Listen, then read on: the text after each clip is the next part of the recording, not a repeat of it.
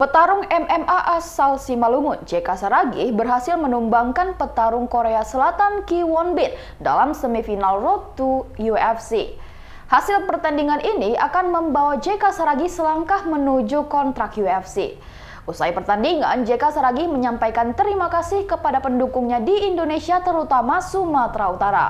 Ia juga ingin bertemu Presiden Jokowi untuk memperkenalkan bumi Simalungun yang kondisinya kurang mendapat perhatian, termasuk akses menuju kampung halamannya yang hancur lebur. Jalan di Kabupaten Simalungun sudah sejak lama hancur lebur dan belum mendapat perbaikan secara serius oleh pemerintah setempat. Keinginan JK Saragih untuk menyampaikan perbaikan jalan di Kabupaten Simalungun menjadi pemberitaan berbagai media massa. Meski sudah menjadi atlet berprestasi, JK Saragih tak lupa dengan kampung halaman. Mohon saya untuk berlatih keras lagi dan menghabisi lawan saya di atas oktagon ini. I'm very proud and this time I will train even harder and I'll kill my next opponent.